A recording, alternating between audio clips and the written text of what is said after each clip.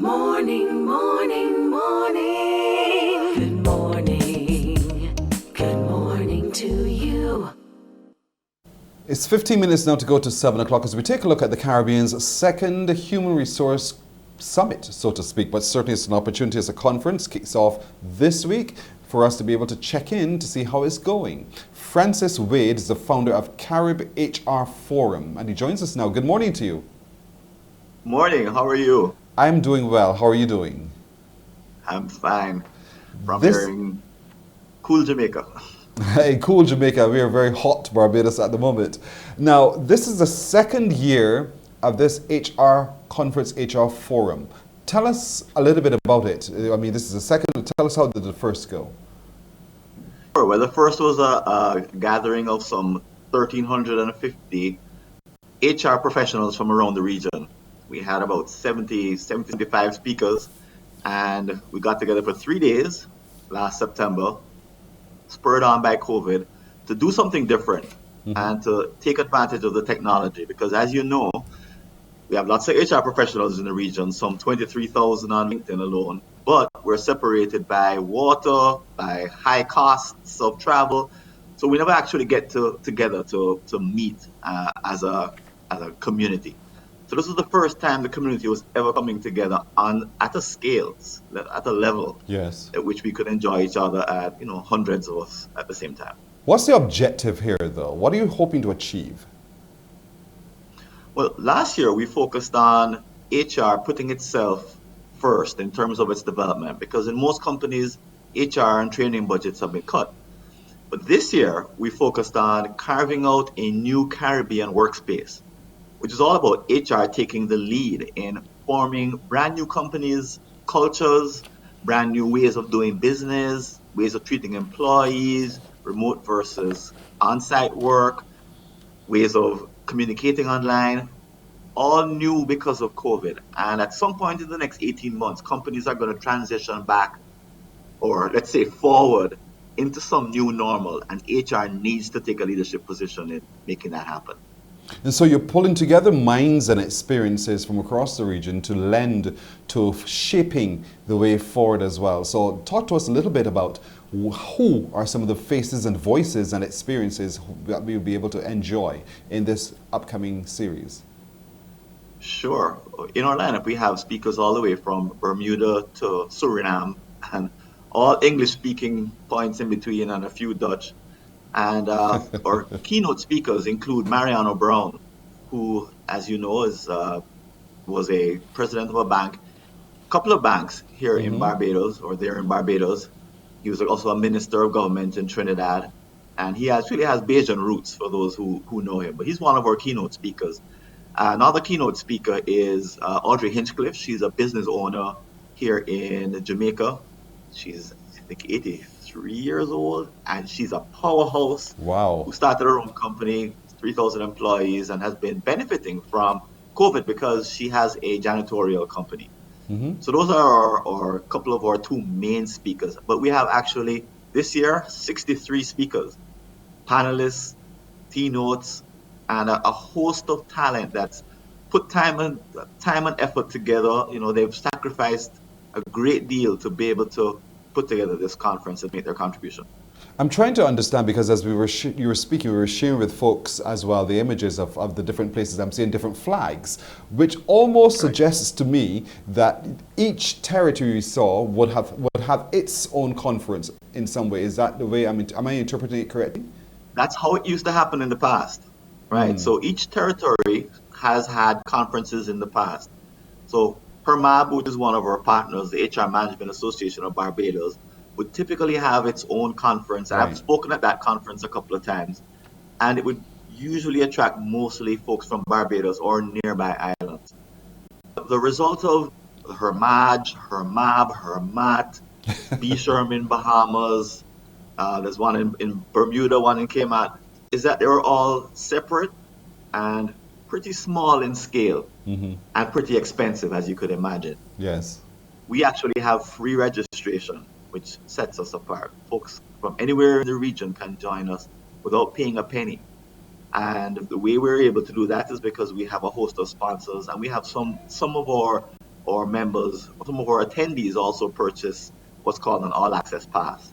So we've changed the paradigm a bit, allowed much greater participation, and it's bridging the gap. Technology is allowing us to bridge the gaps that used to separate the different conferences from each other. So I'm looking at the schedule. You just moved it from me. I'm looking at the schedule there on the screen for just a moment. And so there's going to be one virtual conference. Everyone from anywhere can join this virtual conference on starting Thursday right through till Saturday, Sunday. Am I right? For free. For free. And so on Thursday, we'll be, just walk us through, because, it feels almost like a classroom already. You're going from 10:30 a.m. to 4:30 in the afternoon. And so, but within there are dynamics that I think folks need to understand. There'll be demonstrations, there'll be opportunity for questions and answers. Talk us through a typical day in this virtual conference. Sure. So someone would join and typically hear a keynote in the morning. And then throughout the day, they have the opportunity to do several things. One is that they can attend more live sessions, so they could attend live Q&As or live panels. The second is that they could download and listen to some of our speakers' pre-recorded presentations. And these are available 24 hours a day. So you could stay up for the entire 3 days and probably still not get through all the materials.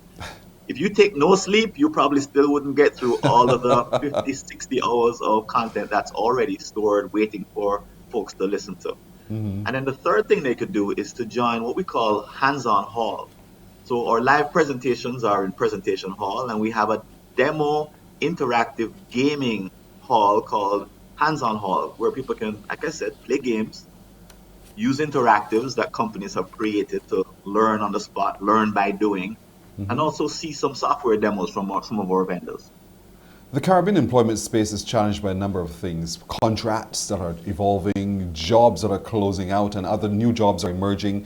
And so it's a very volatile moment for any HR professional. And so how do you see, what's your horizon? What's the future looking like for you from an HR perspective? Well, to be honest, we'll always plan to do a virtual conference. So this is a permanent way of doing business, because it really is the only way to bring together HR professionals from across the region in this way, unless airfares all of a sudden drop to zero, and that's not going to happen anytime soon. So we've got to be using the technology to bring our best thinkers, bring our audience together, and the best way to do it is to have it be inexpensive. So the future is that this is no temporary stopgap measure. This is a permanently new way of doing business that's going to allow the best minds in the world to reach our Caribbean HR professionals hundreds at a time. So this is permanent. You believe HR should be at the cusp of all of the change as well. Are you satisfied within the region that our HR professionals are appropriately able to be able to lead the change? No. So most would agree that many HR professionals have taken a sort of a passive role in forming company culture.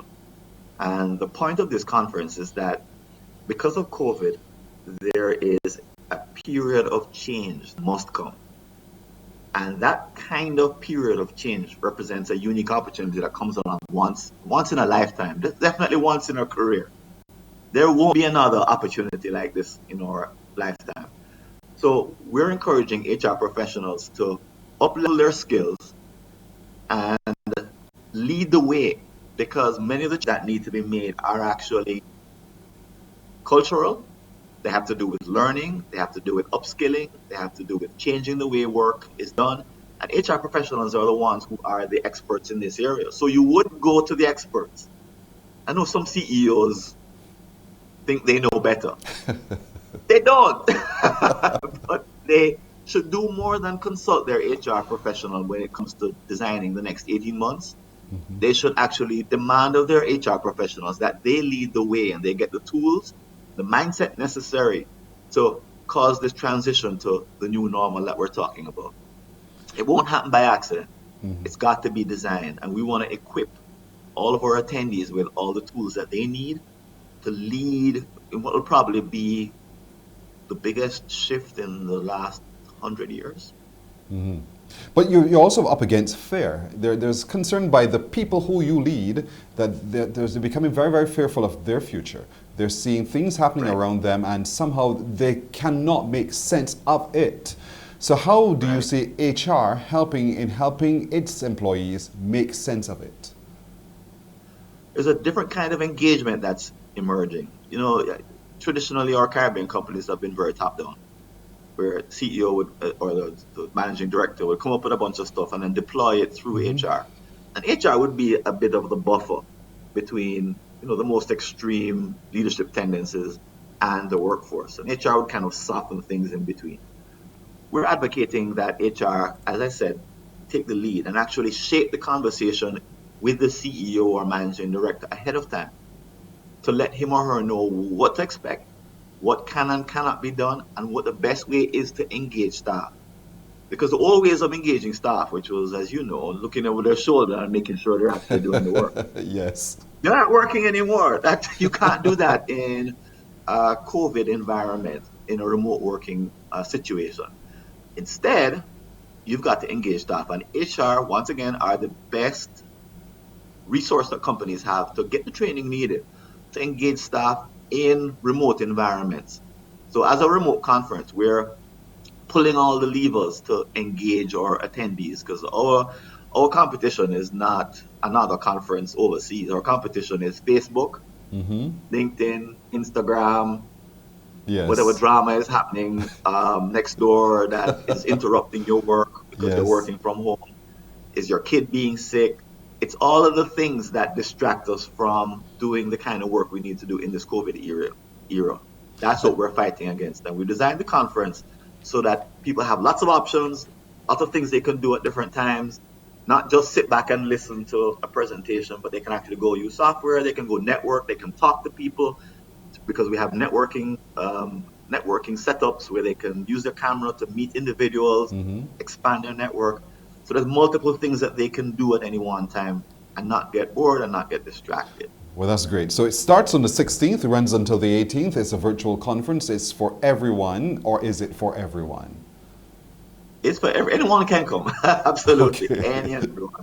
And here it is on our screen. As I said, once again, it's free registration. Yes. virtualconf.CaribHRForum.com. Right, and there it is on our screen, folks. Take a look and you see how easy it is for you to be able to register. Register very, very quickly because it starts in a day and 17 hours. And in registering, it's free, absolutely free. Register today to start your journey. Your registration provides you with access during the event to all pre-recorded and live sessions available each day. Plus, you'll be able to network freely with professionals just like you from around the region, chatting with them online via text and video. So it's a great, rich opportunity. Apply today. Registration is free. It's open to anyone. You do not necessarily have to be an HR professional. You do not necessarily have to be the managing director or chief executive officer. You could be just a supervisor or just a regular employee. But you learn and you engage as you go as well. Mr. Wade, Francis Wade, thank you so much for joining us this morning. And most of all, thank you for putting on this virtual conference yet again. And I wish much success with it. Thanks for having me.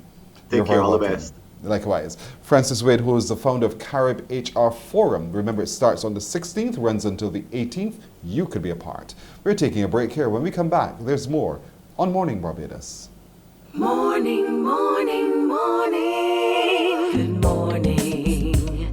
Good morning to you.